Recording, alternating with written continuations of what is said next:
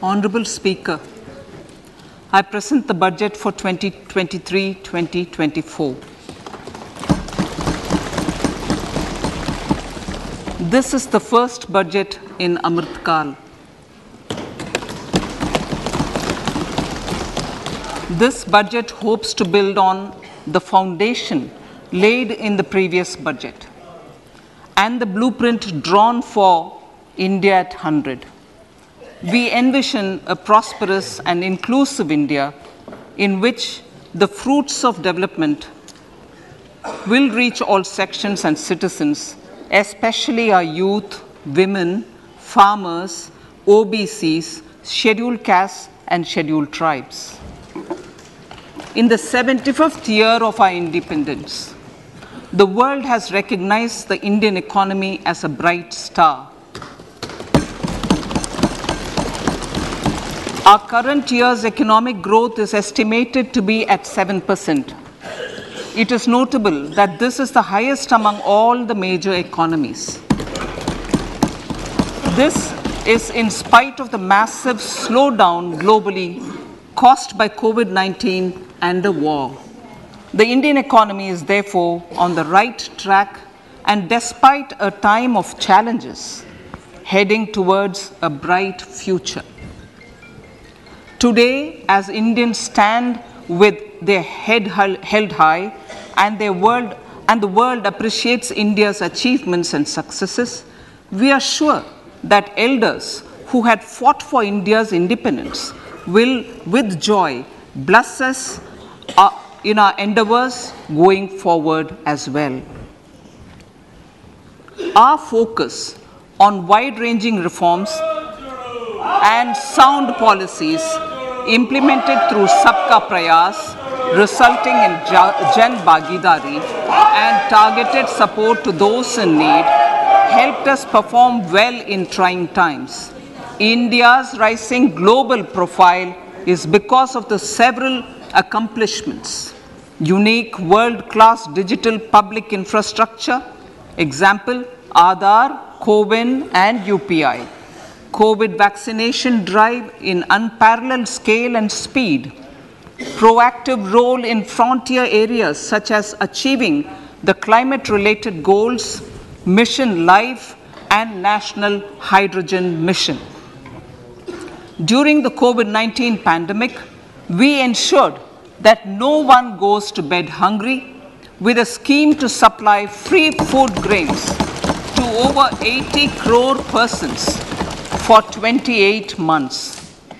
Continuing our commitment to ensure food and nutritional security, we are implementing from 1st January 2023 a scheme to supply free food grain to all Antyodaya and priority households for the next 1 year.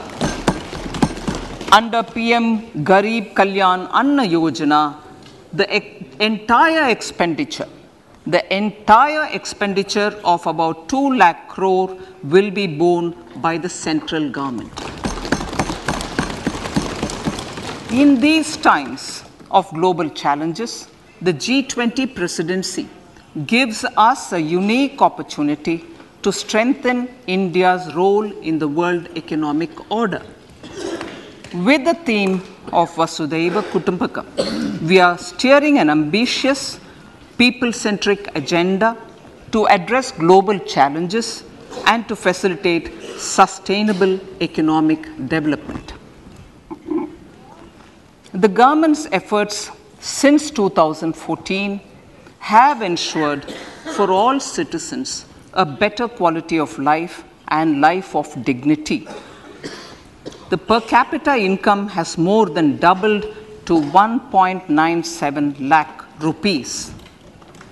In these 9 years, the Indian economy has increased in size from being 10th to 5th largest in the world. We have significantly improved our position as well as a well-governed and innovative country with a conducive environment for business as reflected in several global indices. we have made a significant progress in many sustainable development goals. The economy has become a lot more formalized, as reflected in the EPFO membership, more than doubling to 27 crore, and rupees 7,400 crore digital payments of 126 lakh crore rupees through UPI in 2022. The efficient implementation of many schemes with universalization of targeted benefits has resulted in inclusive development. Some of the schemes are 11.7 crore household toilets under Swachh Bharat mission, which is achieved, 9.6 crore LPG connections under Ujjwala, 220 crore COVID vaccination of 102 crore persons, 47.8 crore PM Jan Dhan bank accounts, insurance cover for 44.6 crore persons under PM Suraksha Bima and PM Jeevan Jyoti Yojana, and cash transfer of 2.2 lakh crores of rupees to 11.4 crore to over 11.4 crore farmers under PM Kisan Samman Nidhi. Our vision for the Amrit Kal includes technology-driven and knowledge-based economy with strong public finances and a robust financial sector. To achieve this, Jan Bhagidari through Sabka Saath, Sabka Prayas is essential. The economic agenda for achieving this vision focuses on three things. First, facilitating ample opportunities for citizens, especially the youth, to fulfill their aspirations. Second, providing strong impetus to growth and job creation. And third, strengthening macroeconomic stability. To service these focus areas in our journey to India at 100, we believe that the following four opportunities can be transformative during Amrit Kal. Economic empowerment of women. Deen Dayal Antyodaya Yojana National Rural Livelihood Mission has achieved remarkable success by mobilizing rural women into 81 lakh self-help groups. We will enable these groups to reach the next stage of economic empowerment through formation of large producer enterprises or collectives, with each having several thousand members and managed professionally. They will be helped with raw materials supply and for better design, quality, branding, and marketing of their products. Through supporting these policies, they will be enabled to scale up their operations to serve the large consumer markets, as has been the case with the several startups growing into unicorns. PM Vishwakarma Kaushal Samman, PM Vikas. For centuries, traditional artisans and craftspeople who work with their hands using tools have brought renown for India. They are generally referred to as Vishwakarma.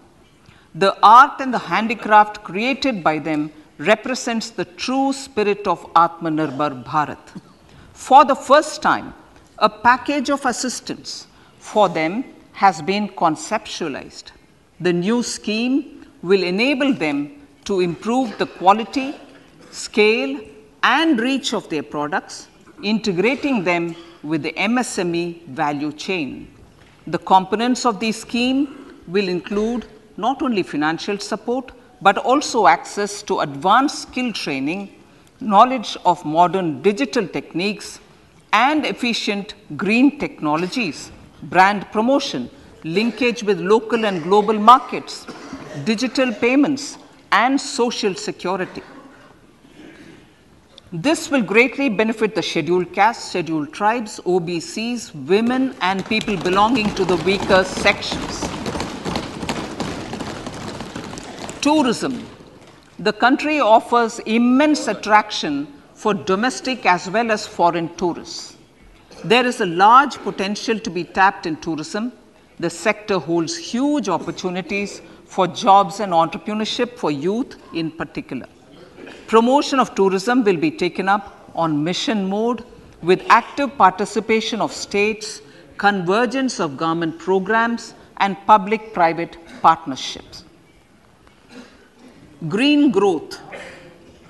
We are implementing many programs for green fuel, green energy, green farming, green mobility, green buildings, and green equipment, and policies for efficient use of energy across various economic sectors.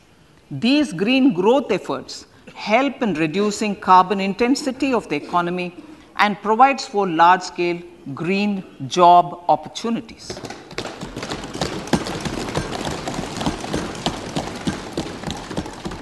Priorities of this budget. The budget adopts the following 7 priorities. They complement each other and act as the Saptarishi guiding us through the Amritkal. Inclusive development, reaching the last mile, infrastructure and investment, unleashing the potential, green growth, youth power, and financial sector. I now speak on the priority number 1, inclusive development. The government's philosophy of Sabka Saath, Sabka Vikas has facilitated inclusive development covering in specific farmers, women, youth, OBCs, scheduled castes, scheduled tribes, Divyangjan, and economically weaker sections, and overall priority for the underprivileged, Vanchiton ko Variyata. There has also been a sustained focus on Jammu Kashmir, Ladakh, and the Northeast.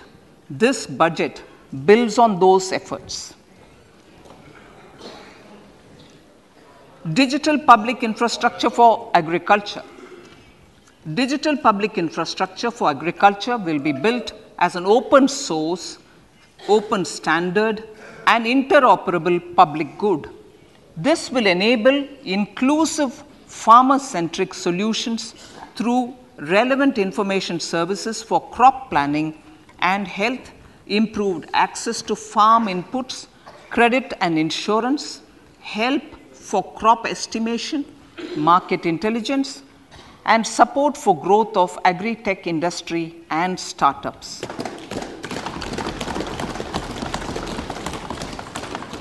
An agriculture accelerator fund. An agriculture accelerator fund will be set up to encourage agri-startups by young entrepreneurs in rural areas. The fund will aim at bringing innovative and affordable solutions for challenges faced by farmers. It will also bring in modern technologies to transform agricultural practices, increase productivity and profitability. To enhance the productivity of extra long staple cotton, we will adopt a cluster-based and value chain approach through public-private partnerships. This will mean collaboration between farmers, state, and industry for input supplies, extension services, and market linkages. We will launch an Atmanirbhar Clean Plant program to boost availability of disease-free, quality planting material for high-value horticultural crops at an outlay of 2,200 crores. Global hub for millets, which are Sri Anna. India is the forefront. India is at the forefront of popularizing millets, whose consumption furthers nutrition, food security, and welfare of farmers, said the Honorable Prime Minister. We are the largest producer and second largest exporter of Sri Anna in the world.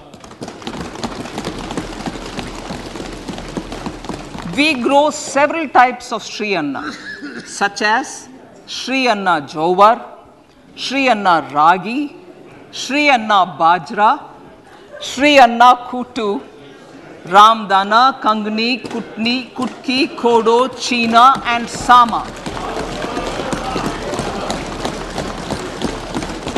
These have a number of health benefits and have been an integral part of our food for centuries. I acknowledge with pride the huge service done by small farmers in contributing to the health of fellow citizens by growing these Sri Anna.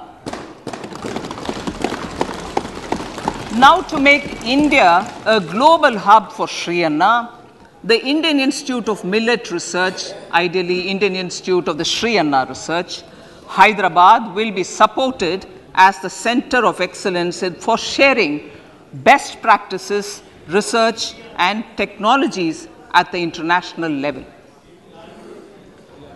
The agricultural credit target will be increased to 20 lakh crores with focus on animal husbandry, dairy, and fisheries.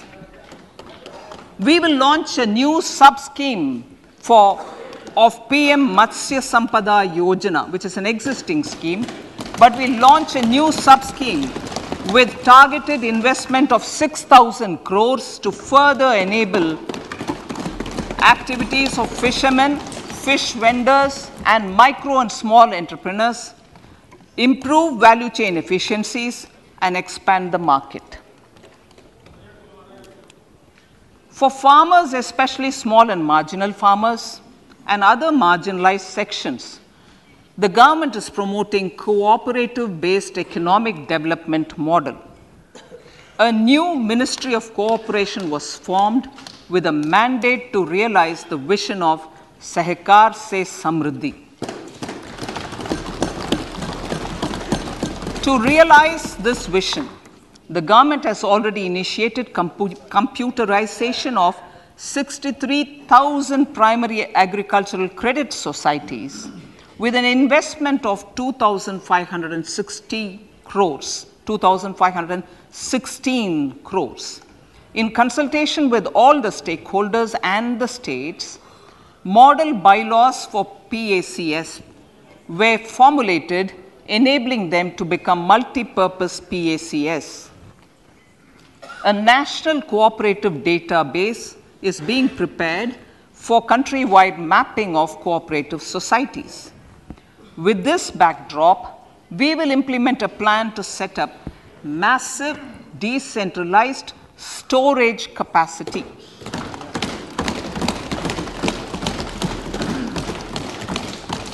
This will help farmers store their produce and realize remunerative prices through sale at appropriate times. The government will also facilitate setting up of a large number of multi-purpose cooperative societies, primary fisheries societies, and dairy cooperative societies in uncovered panchayat and villages in the next 5 years.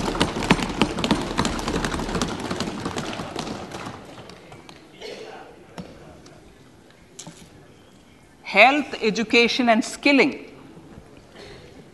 157 new nursing colleges will be established in co-location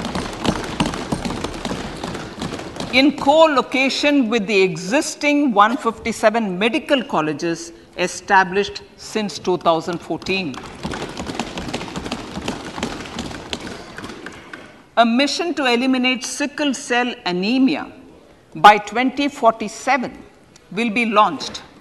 It will entail awareness creation, universal screening of 7 crore people in the age group of 0 to 40 years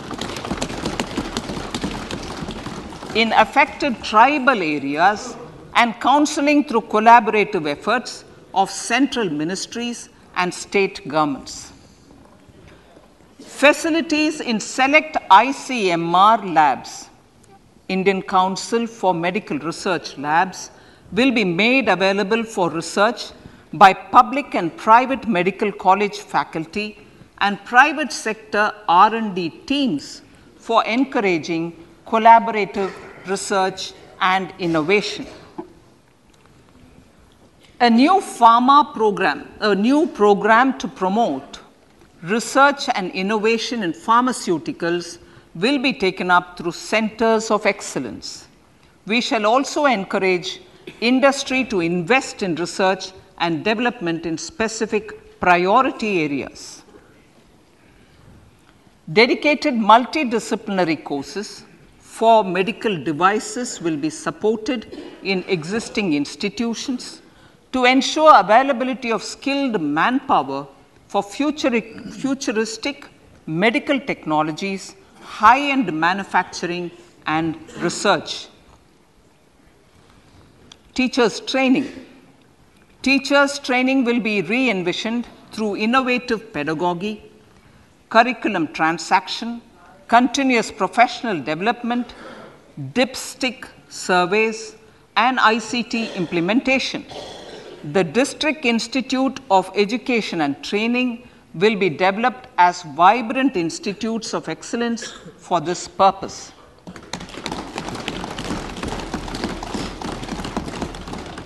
National Digital Library for Children and Adolescents.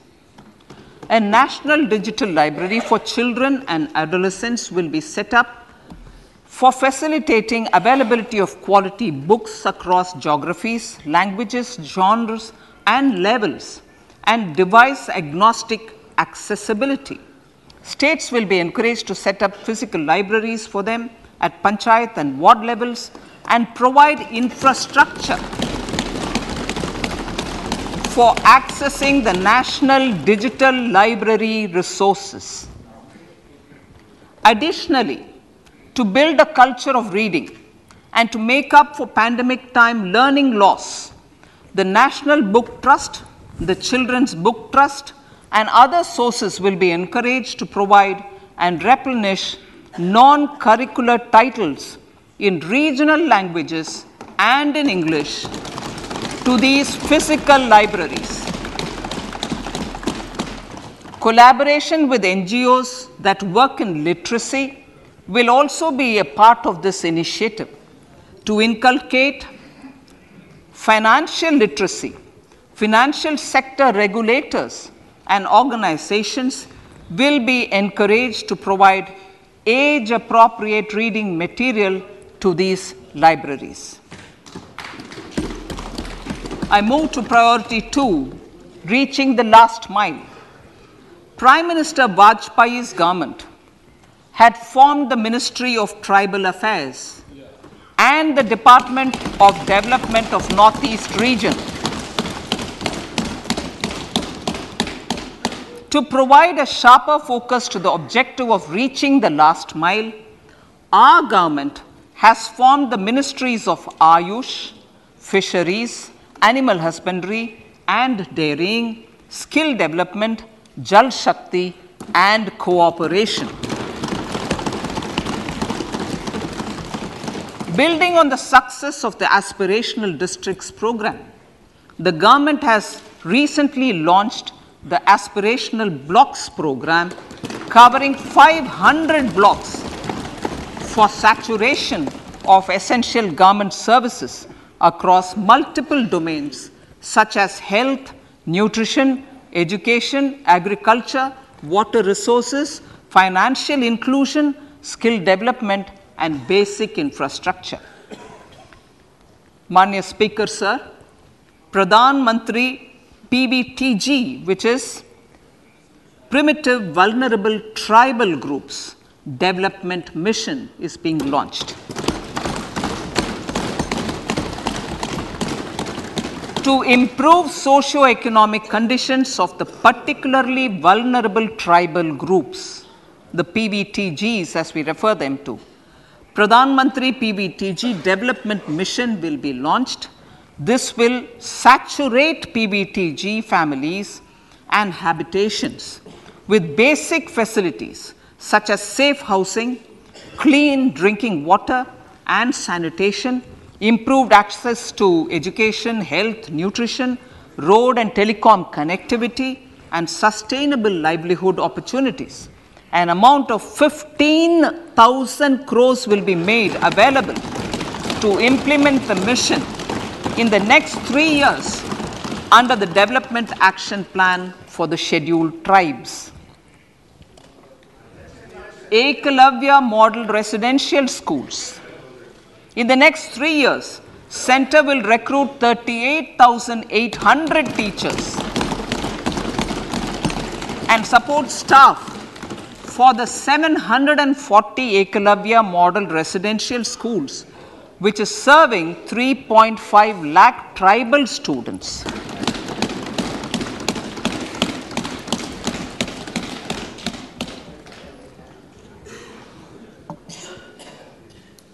In the drought-prone central regions of Karnataka, central assistance of 5,300 crore will be given to Upper Bhadra project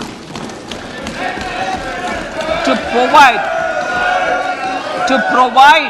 sustainable micro irrigation and filling up of surface tanks for drinking water. PM Awas Yojana.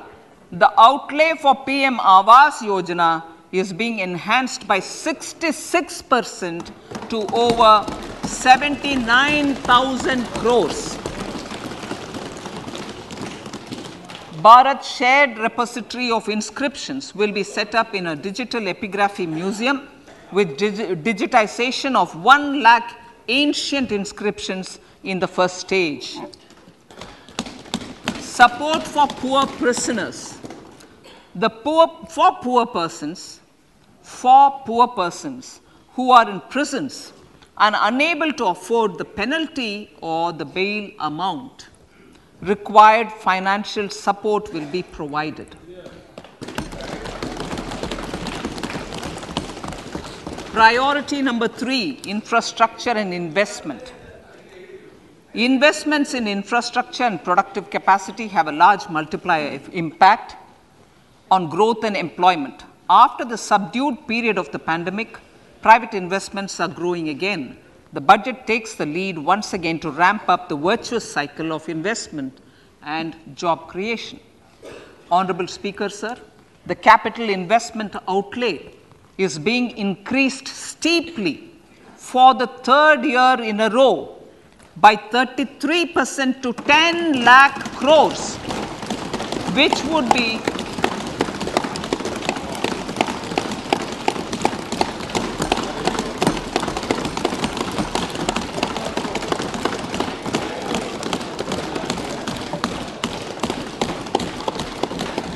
which would be 3.3% of GDP. This will almost be 3 times the outlay made in 2019-20.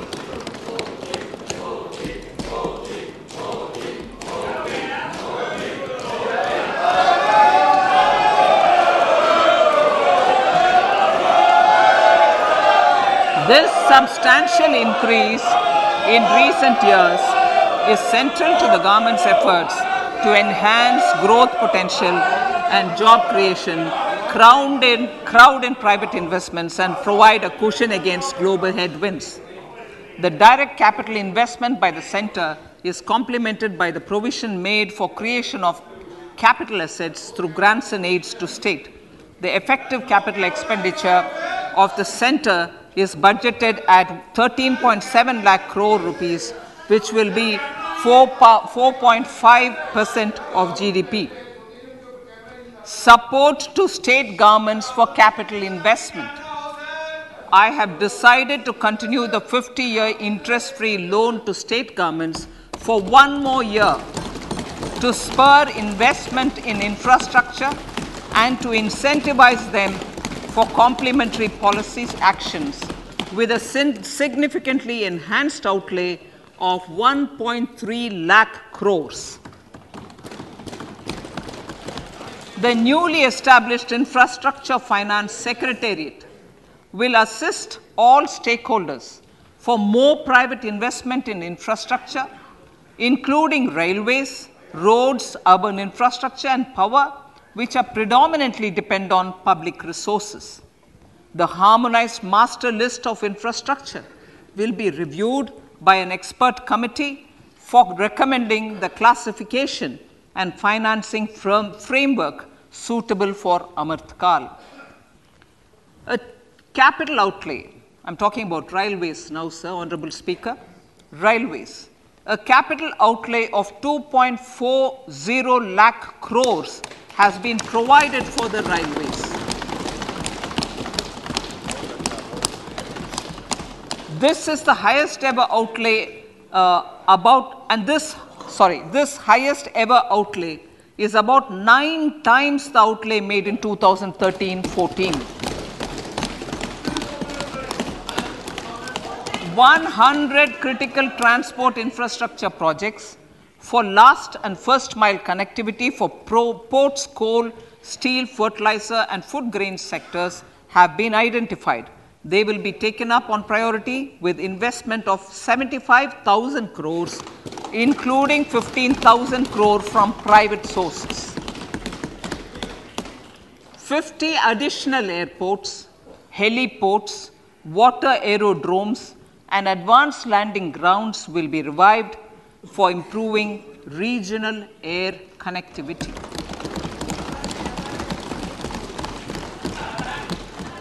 Sustainable cities for tomorrow.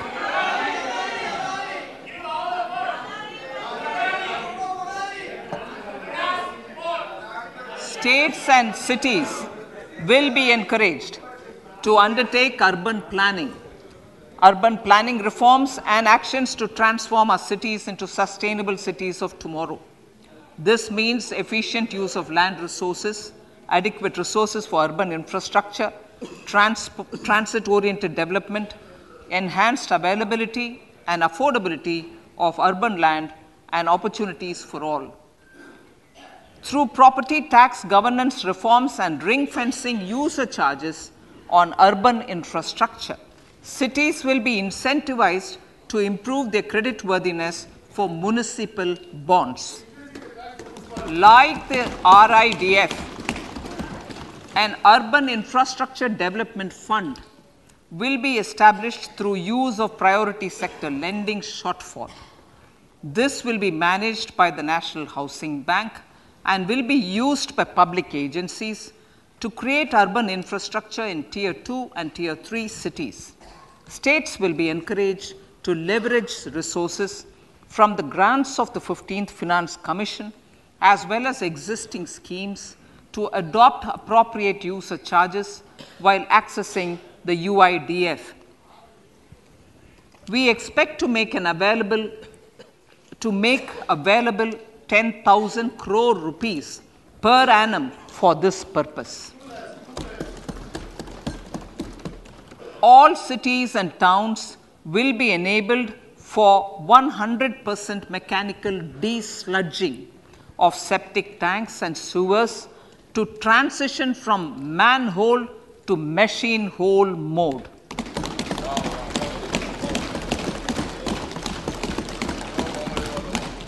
Enhanced focus will be provided for scientific management of dry and wet waste.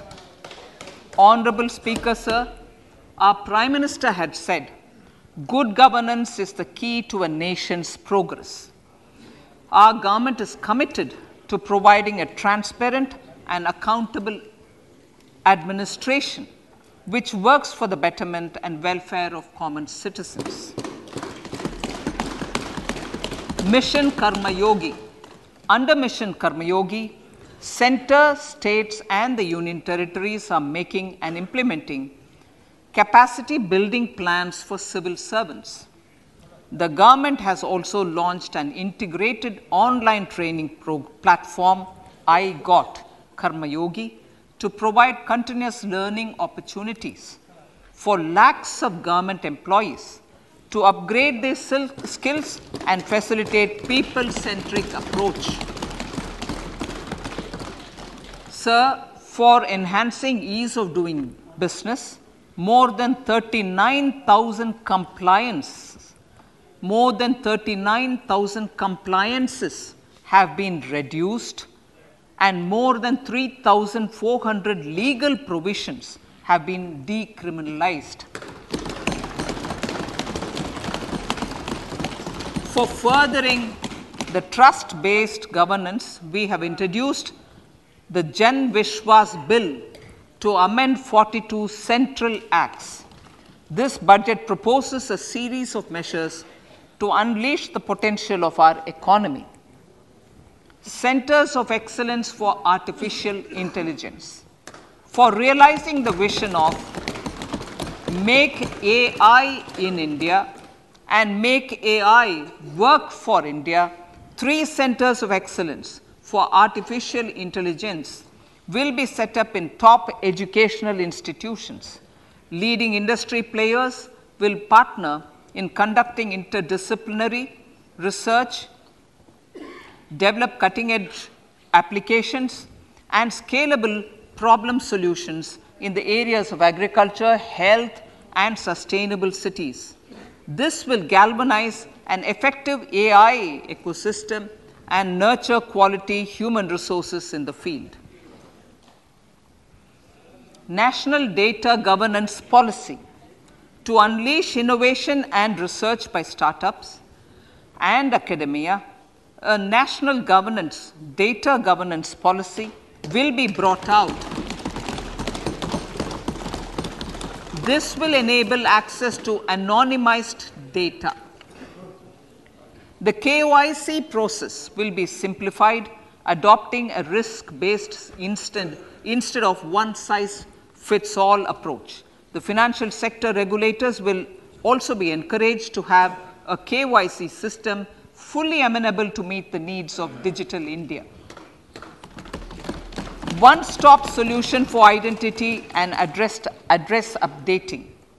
A one-stop solution for reconciliation and updating of identity and address of individuals maintained by various government agencies, regulators, and regulated entities will be established using DigiLocker service and Aadhaar as foundational identity. Speaker, sir, common business identifier. For the business establishments required to have a permanent account number, the PAN will be used as the common identifier for all digital systems of specified government agencies. This will bring ease of doing business, and it will be facilitated through a legal mandate. For obviating the need for separate submission of same information to different government agencies, a system of unified filing process will be set up. Such filing of information or return in simplified forms on a common portal will be shared with other agencies as per the filer's choice.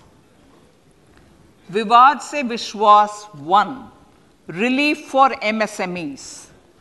In cases of failure by MSMEs to execute contracts during the COVID period, 95% of the forfeited amount relating to the bid or performance security will be returned to them by government and government undertakings. This will provide relief to the MSMEs.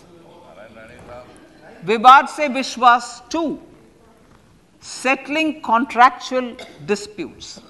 To settle contractual disputes of government and government undertakings, wherein arbitral award is under challenge in a court, a voluntary settlement scheme with standardized terms will be introduced. This will be done by offering graded settlement terms depending on pendency level of the dispute. The state support mission of Niti Aayog will be continued for 3 years for our collective efforts towards national priorities. Result-based financing. to better allocate scarce resources for competing development needs, the financing of select schemes will be changed on a pilot basis from input-based to result-based. E-courts. For efficient administration of justice, Phase 3 of e-courts projects Phase 3 of the e-courts project will be launched with an outlay of 7,000 crores.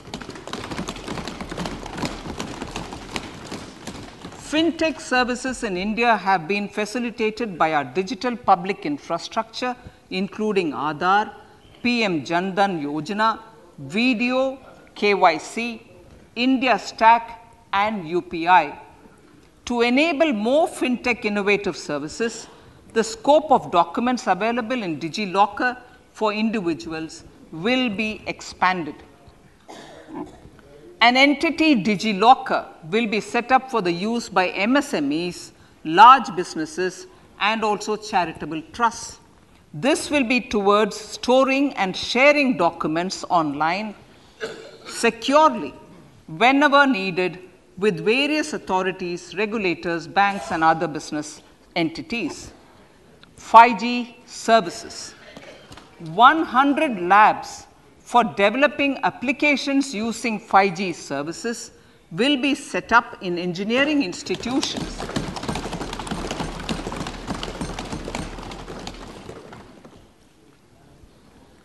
To realize a new range of opportunities, business models, and employment potential, the labs will cover, among others, applications such as smart classrooms, precision farming, intelligent transport systems, and healthcare applications.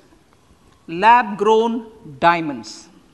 Lab-grown diamonds is a technology and innovation-driven emerging sector with high employment potential. These environment-friendly diamonds, which have optically and chemically the same properties as natural diamonds.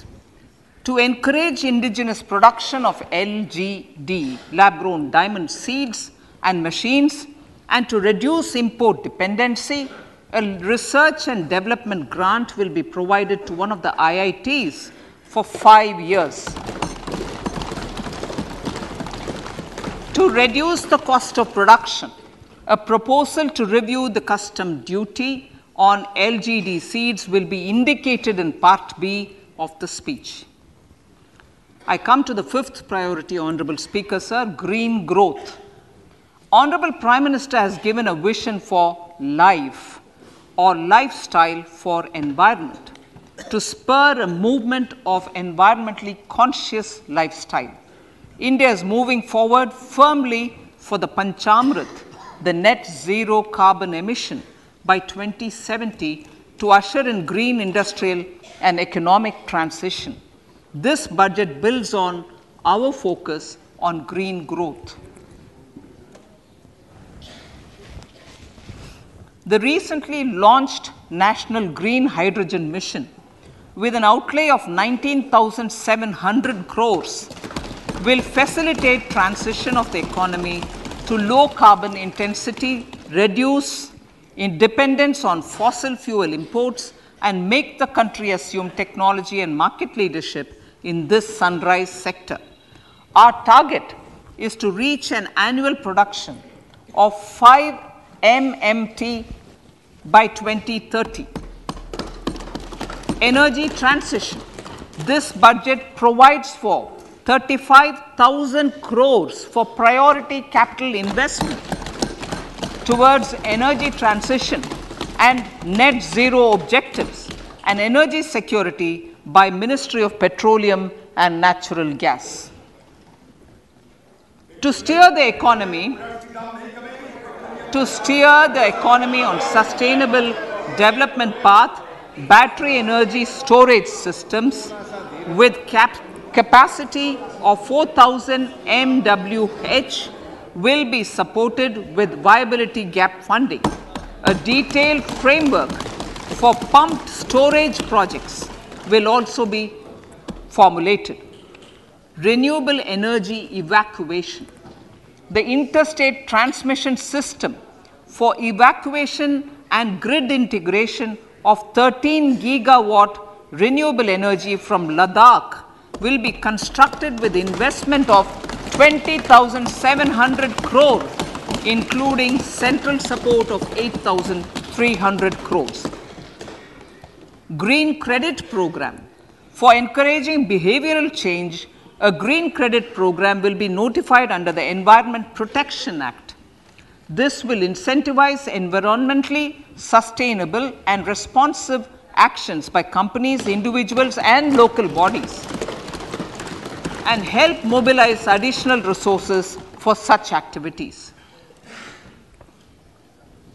PM Program for Restoration, Awareness, Nourishment, and Amelioration of Mother Earth, PM Pranam, will be launched to incentivize states and union territories to promote alternative fertilizers and balanced use of chemical fertilizers. Gobardhan Scheme. 500 new waste to wealth plants under Gobardhan, galvanizing organic bio-agro resources done. Gobardhan scheme will be established for promoting circular economy. These will include 200 compressed biogas plants, including 75 plants in urban areas, and 300 community or cluster-based plants at a total investment of 10,000 crores. I will refer to this in part B also. In due course, a 5% CBG mandate will be introduced for all organizations marketing natural and biogas. For collection of biomass and distribution of biomanure, appropriate fiscal support will also be provided. Bharatiya Prakritik Kheti Bio Input Resource Centers. Over the next 3 years, we will facilitate 1 crore farmers to adopt natural farming. For this, Honorable Speaker, 10,000 bio input resource centers will be set up, creating a national level distributed micro fertilizer and pesticide manufacturing network. Mishti.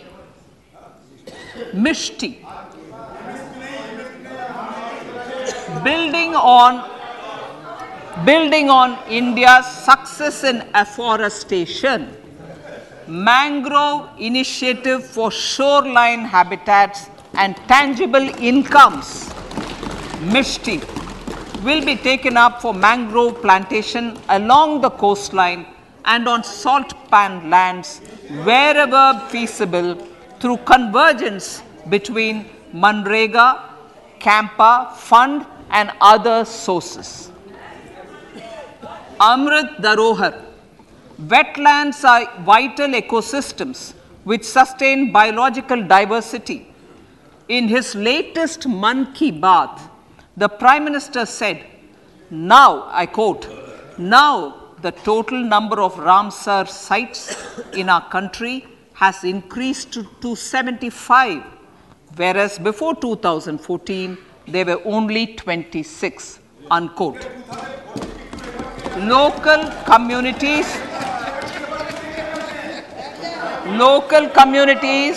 have always been at the forefront of conservation efforts. The government will promote their unique conservation values through Amrit Dharohar, a scheme that will be implemented over the next 3 years to encourage optimal use of wetlands and enhance biodiversity, carbon stock, ecotourism opportunities, and income generation for local communities. Coastal shipping. Coastal shipping will be promoted as the energy efficient and lower cost mode of transport, both for passengers and freight, through PPP mode with viability gap funding. Vehicle replacement. Vehicle replacement is an important continuing policy, replacing the old I know. Replacing. Absolutely. Thank you. Replacing old polluting vehicles. Maybe applicable, right? Replacing old polluting vehicles is an important part of greening our economy. In furtherance of the vehicle scrapping policy mentioned in Budget 21-22, I have allocated adequate funds to scrap old vehicles of the central government. States will also be supported in replacing old vehicles and old state ambulances. Honorable Speaker, sir, I move to priority 6, youth power. To empower our youth and help the Amrit PD realize their dreams, we have formulated the National Education Policy, which is very wide in its scope, but one of the things is also to focus on skilling, adopted economic policies that facilitate job creation at scale and have supported business opportunities. Pradhan Mantri Kaushal Vikas Yojana. Pradhan Mantri Kaushal Vikas Yojana 4.0 will be launched to skill lakhs of youth within the next 3 years. On-job training, industry partnership, and alignment of courses with needs of industry will be emphasized. The scheme will also cover new age courses for Industry 4.0 like coding, AI, robotics, mechatronics, IoT, 3D printing, drones, and other soft skills. To skill youth for international opportunities, 30 Skill India International Centers will be set up across different states. The digital ecosystem for skilling will be further expanded with the launch of a unified Skill India digital platform for enabling demand-based formal skilling, linking with employers including MSMEs, and facilitating access to entrepreneurship schemes. To provide stipend support to 47 lakh youths in 3 years, direct benefit transfer under a pan-India national apprenticeship promotion scheme will be rolled out. Tourism. Honorable Speaker, sir, with an integrated and innovative approach, at least 50 destinations will be selected through challenge mode. In addition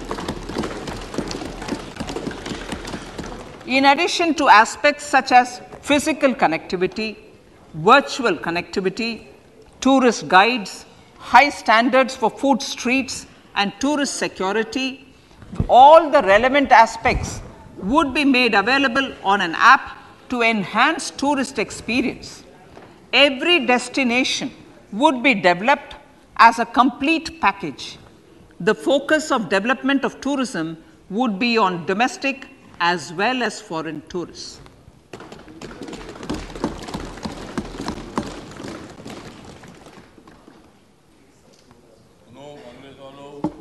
Sector-specific skilling and entrepreneurship development will be dovetailed to achieve the objectives of Dekho Apna Desh initiative.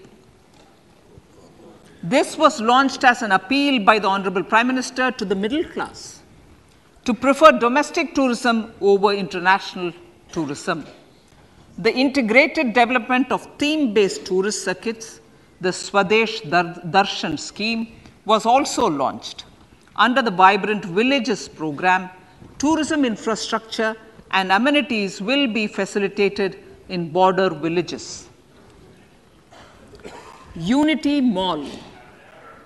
States will be encouraged to set up a Unity Mall in their state capital or most prominent tourism center or the financial capital for promotion and sale of their one district, one product and GI products and other handicraft products, and for providing space for such products of all other states as well.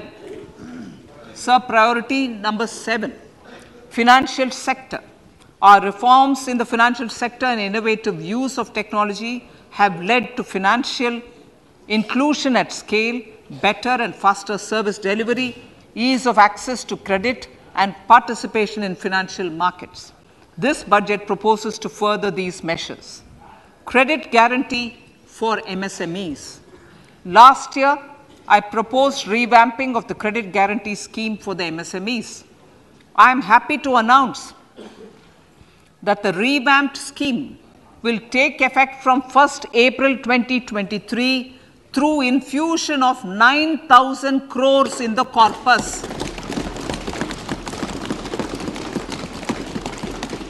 This will enable additional collateral-free guaranteed credit of 2 lakh crores of rupees. Further, the cost of credit will be reduced by about 1%. A national financial information registry will be set up to serve as the central repository of financial and ancillary information. This will facilitate efficient flow of credit, promote financial inclusion, and foster financial stability. A new legislative framework will govern this credit public infrastructure and will be designed in consultation with the RBI. To meet the needs of Amritkal and to facilitate optimum regulation in the financial sector, public consultation, as necessary and feasible, will be brought to the process of regulation making and issuing subsidiary directions.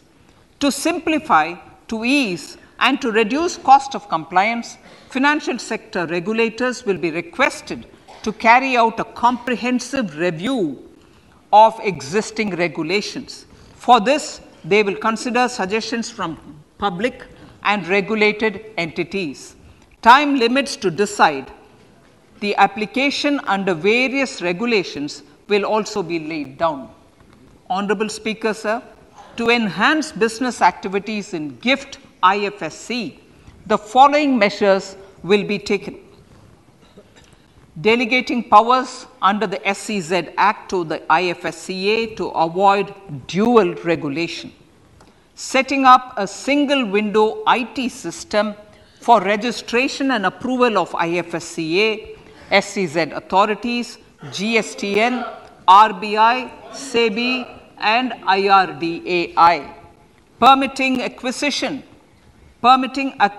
financing by IFSC banking units of foreign banks, establishing a subsidiary of Exim Bank for trade refinancing, amending IFSCA Act for statutory provisions for arbitration, ancillary services, and avoiding dual regulation under the SEZ Act, and recognizing offshore derivative instruments as valid contracts. Honorable Speaker, sir, data embassy. For countries looking for digital continuity solutions, we will facilitate setting up of their data embassies in GIFT IFSC.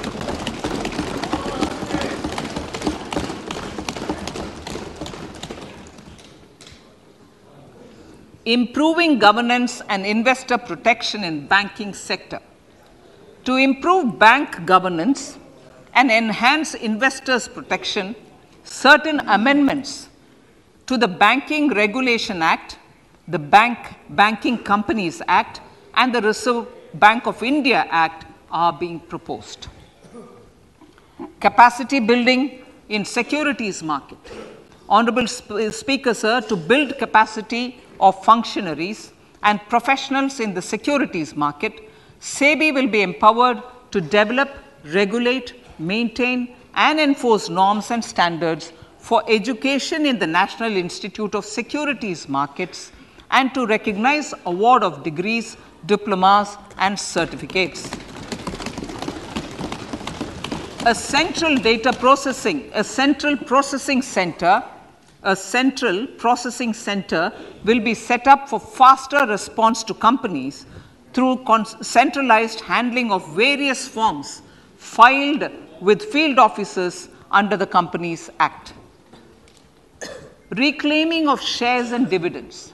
For investors to reclaim unclaimed shares and unpaid dividends from the Investor Education and Protection Fund Authority with ease, from the Investor Education and Protection Fund Authority with ease, an integrated IT portal will be established. Digital payments continue to find wide acceptance. In 2022, they show an increase of 76% in transaction and 91% in value. Fiscal support for this digital public infrastructure will continue in 2023-2024. आज़ादी का अमृत महोत्सव, महिला सम्मान बचत पत्र. For commemorating Azadi Ka Amrit Mahotsav, a one-time new small savings scheme, Mahila Samman Savings Patra or Savings Certificate, Mahila Samman Savings Certificate will be made available for a 2-year period up to March 2025. This will offer deposit facility up to 2 lakh in the name of a woman or girls for a tenure of 2 years at fixed interest rate of 7.5% with partial withdrawal option. Senior citizens, the maximum deposit limit for senior citizens savings scheme will be enhanced from 15 lakh to 30 lakhs of rupees. The maximum deposit limit for monthly income account scheme will be enhanced from 4.5 lakh to 9 lakh for single account and from 9 lakh to 15 lakh for joint account. Honorable Speaker, sir, fiscal management. 50 years interest-free loan to states. The entire 50-year loan to states has to be spent on capital expenditure within 2023-24.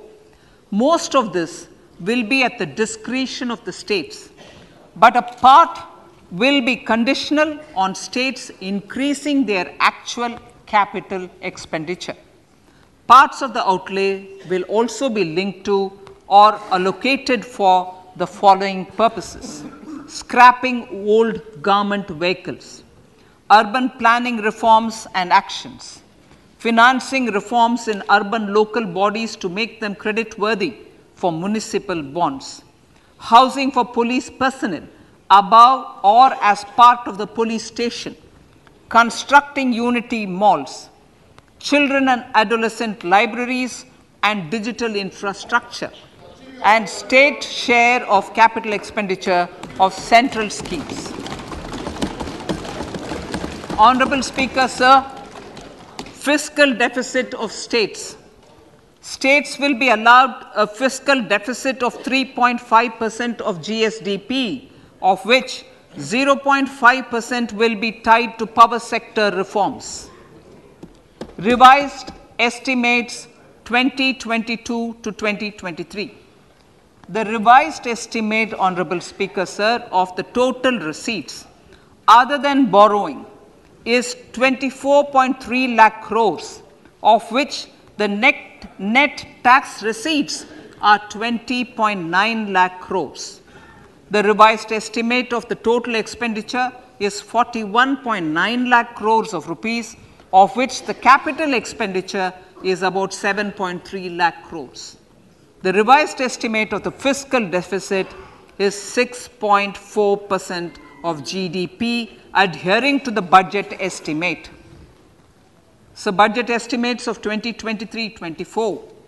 Coming to 2023-24, the total receipts other than borrowings and the total expenditure are estimated at 27.2 lakh crores and 45 lakh crores respectively. The net tax receipts are estimated at 23.3 lakh crores. The fiscal deficit is estimated to be 5.9% of the GDP.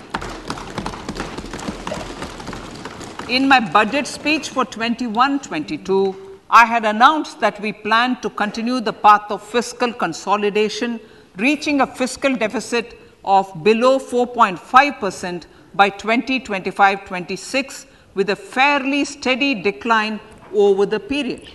We have adhered to this path, and I reiterate my intention to bring the fiscal deficit below 4.5% of GDP by 2025-26. To finance the fiscal deficit in 2023-24, the net market borrowings from dated securities are estimated at 11.8 lakh crores. The balance financing is expected to come from small savings and other sources. The gross market borrowings are estimated at 15.43 lakh crores of rupees.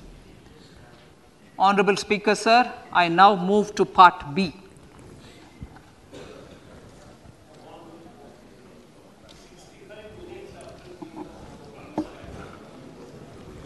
Indirect taxes. My indirect tax proposals will aim to promote exports, boost domestic manufacturing, enhance domestic value addition, encourage green energy and mobility. A simplified tax structure with fewer tax rates helps in reducing compliance burden and improving tax administration. I propose to reduce the number of basic customs duty rates on goods other than textiles and agriculture from 21 to 13.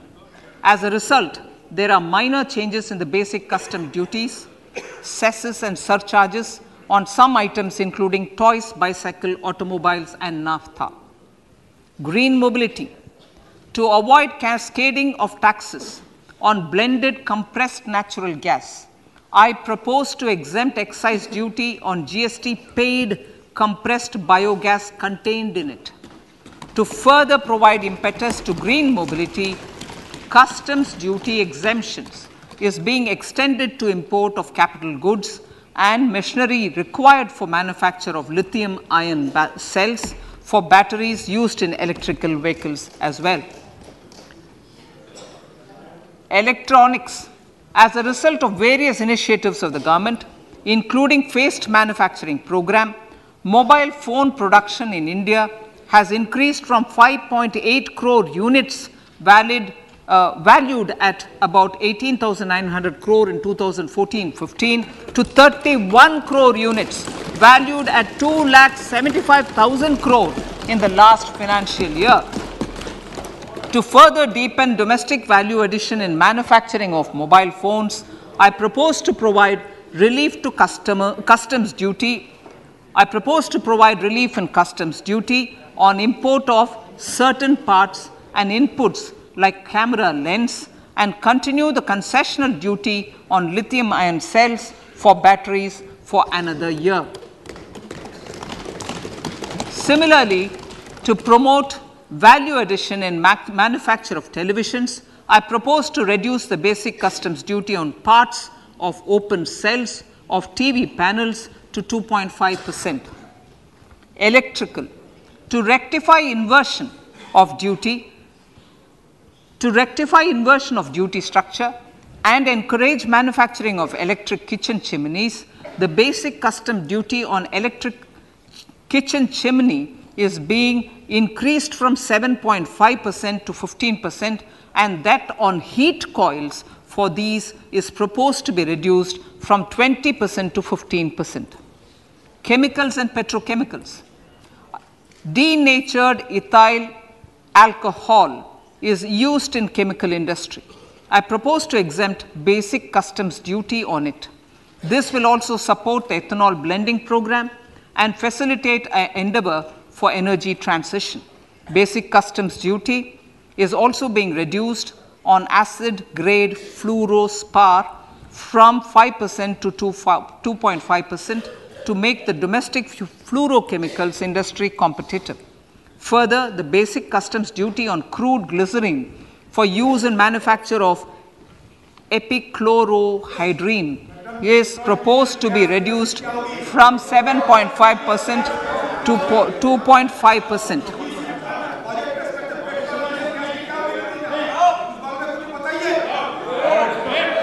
Marine products.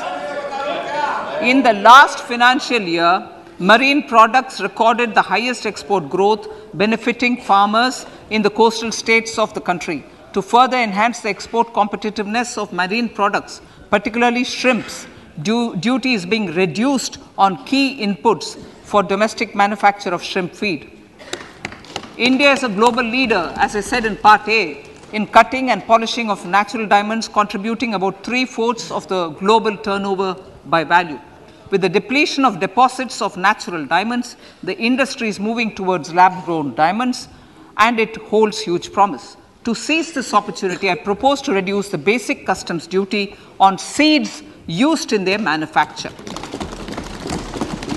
Customs duties on doré and bars of gold and platinum were increased earlier this fiscal. I propose to increase the duties on articles made therefrom to enhance the duty differential. I also propose to increase the import duty on silver doors, bars and articles to align them with that on gold and platinum. To facilitate availability of raw materials for the steel sector, exemptions from basic custom duty on raw materials for manufacture of CRGO steel, ferrous scrap and nickel cathode is being continued. Similarly, the concessional BCD of 2.5% on copper scrap is also being continued to ensure the availability of raw materials for secondary copper producers who are mainly in the MSME sectors. Compounded rubber. The basic custom duty rate on compounded rubber is being increased from 10% to 25% or 30 kg, whichever is lower, at par with that of natural rubber other than latex, to curb circumvention of duty. Cigarettes. National calamity contingent duty on specified cigarettes was last revised 3 years ago. This is proposed to be revised upwards by about 16%. Direct taxes. I now come to my direct tax proposals. Honorable Speaker, these proposals aim to maintain continuity and stability of taxation, further simplify and rationalize various provisions to reduce the compliance burden, promote the entrepreneurial spirit, and provide tax relief to citizens. It has been constant endeavor of the Income Tax Department to improve taxpayers' services by making compliance easy and smooth. Our taxpayers portal received a maximum of 72 lakh returns in a day, processed more than 6.5 crore returns this year. Average processing period reduced from 93 days in financial year 13-14 to 16 days only now, and 45% of the returns were processed within 24 hours. We intend to further improve this, roll out the next generation common IT return form for taxpayer convenience, and also plan to strengthen the grievance redressal mechanism. MSMEs and professionals. MSMEs are growth engines of our economy. Micro enterprises with turnover up to 2 crore of rupees and certain professionals with turnover of up to 50 lakh rupees can avail the benefit of presumptive taxation. I propose to provide enhanced limits of 3 crore and 75 lakh respectively to the taxpayers whose cash receipts are no more than 5%. Whose cash receipts are no more than 5%. Moreover, to support MSMEs in timely receipt of payments, I propose to allow deduction for expenditure incurred on payments made to them only when payment is actually made. Cooperation. Cooperation is a value to be cherished. In realizing our Prime Minister's goal for Sehkar Se Samriddhi and his resolve to connect the spirit of cooperation with the spirit of Amrit Kal, In addition to the measures proposed in Part A, I have a slew of proposals for the cooperation sector. First, new cooperatives that commence manufacturing activities till 2024 31st March shall get the benefit of a lower tax rate of 15%, as is presently available to new manufacturing companies. Secondly, I propose to provide an opportunity to sugar cooperatives to claim payments made to sugarcane farmers for the period prior to the assessment year 2016-17 as expenditure. This is expected to provide them a relief of almost 10,000 crores. Thirdly, I am providing a higher limit of 2 lakh per member for cash deposits to loans in cash by primary agricultural cooperative societies and primary cooperative agriculture and rural development banks. I repeat that. Thirdly, I am providing a higher limit of 2 lakh per member for cash deposits to and loans in cash by primary agricultural cooperative societies and primary cooperative agricultural and rural development banks. Similarly, a higher limit of 3 crore for TDS on cash withdrawal is being provided to cooperative societies. Startups.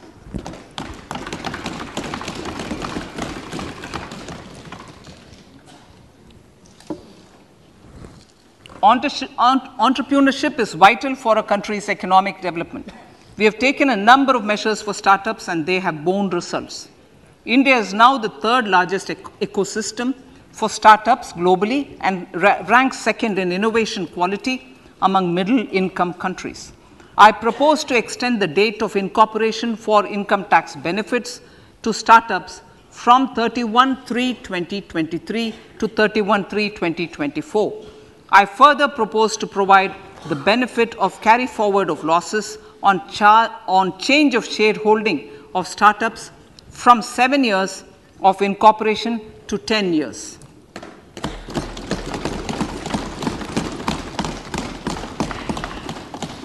To reduce the pendency of appeals at commissioner level, I propose to deploy about 100 joint commissioners for disposal of small appeals. We shall also be more selective in taking up cases for scrutiny of returns already received this year. Better targeting of tax concessions. For better targeting of tax concessions and exemptions, I propose to cap deduction from capital gains on investment in residential house under Section 54 and Section 54F to 10 crores. Another proposal with similar intent is to limit income tax exemption from proceeds of insurance policies with very high value. Rationalization. Honorable Speaker, sir, there are a number of proposals relating to rationalization and simplification. Income of authorities, boards, and commissions set up by statutes of union or state for the purpose of housing, development of cities, towns, and villages, and regulating and developing an activity or matter is proposed to be exempted from income tax. Other major measures in this direction are removing the minimum threshold of 10,000 for TDS and clarifying taxability relating to online gaming, not treating conversion of gold into electronic gold receipts and vice versa as capital gains, reducing the TDS rate from 30% to 20% on taxable portion of EPF withdrawals in non-PAN cases, and taxation on income for market-linked debentures. Other major proposals in the finance bill relate to the following: extension of period of tax benefits to funds relocating to IFSC, GIFT City till 31/3/2025, decriminalization under Section 276A of the Income Tax Act, allowing carry forward of losses on strategic disinvestment, including that of IDBI Bank, and providing EEE status to Agniveer Fund. Personal income tax.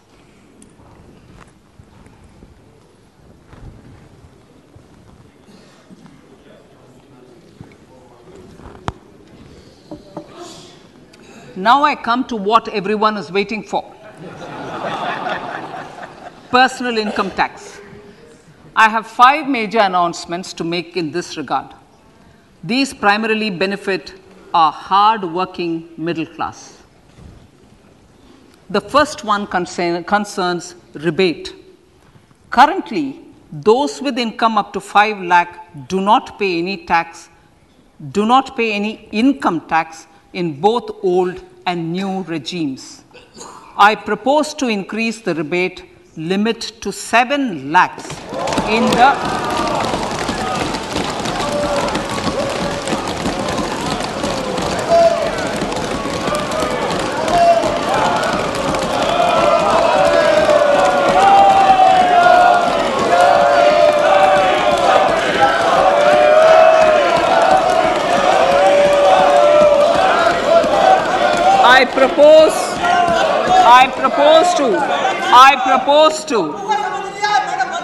I propose to increase the rebate limit to 7 lakh in the new tax regime. Thus, persons in the new tax regime with income up to 7 lakhs will not have to pay any tax at all. The second proposal relates to middle class individuals. I had introduced in the year 2020 the new personal income tax regime with 6 income slabs starting from 2.5 lakh. I propose to change the tax structure in this regime by reducing the number of slabs to 5 and increasing the tax exemption limit to 3 lakhs. The new tax rates are 0 to 3 lakh, nil; 3 to 6 lakhs, 5%; 6 to 9 lakhs, 10%; 9 to 12 lakh, 15%; 12 to 15 lakhs, 20%; and above 15 lakhs, 30%. This will provide major relief to all taxpayers in the new regime. An individual with an annual income of 9 lakhs will be required to pay only 45,000 rupees. This is only 5% of his or her income.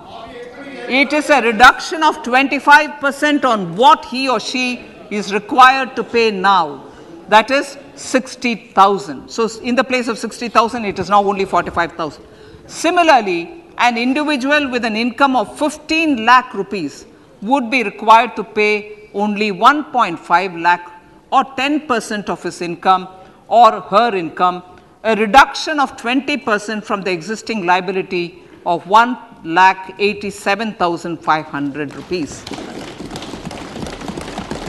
My third proposal is for the salaried class and the pensioners, including family pensioners, for whom I propose to extend the benefit of standard deduction to the new tax regime. Each salaried person with an income of 15.5 lakh rupees or more will thus stand to benefit by 52,500 rupees. My fourth announcement in personal income tax is regarding the highest tax rate, which in our country is 42.74%. This is among the highest in the world. I propose to reduce the highest surcharge rate from 37% to 25% in the new tax regime.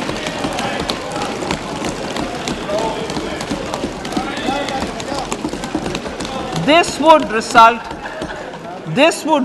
in reduction of the maximum rate.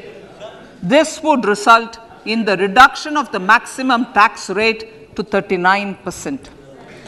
Lastly, the limit of 3 lakh rupees for tax exemption on leave encashment on retirement of non-government salaried employees was last fixed in the year 2002, when the highest basic pay in the government was only 30,000 rupees per month. In line with the increase in the government salaries, I am proposing to increase this limit to 25 lakh rupees.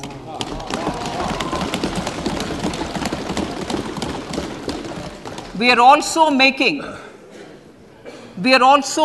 the new income tax regime as the default tax regime. However, citizens will continue to have the option to avail the benefit of the old tax regime. Apart from these, I am also making some other changes as given in the annexure. As a result of these proposals, revenue of about 38,000 crore to 37,000 crore in direct taxes and rupees 1,000 crore in indirect taxes will be foregone, while revenue of about 3,000 crore will be additionally mobilized. Thus, the total revenue foregone is about 35,000 crores annually. Honorable Speaker, sir, with these words, I commend the budget to this august House.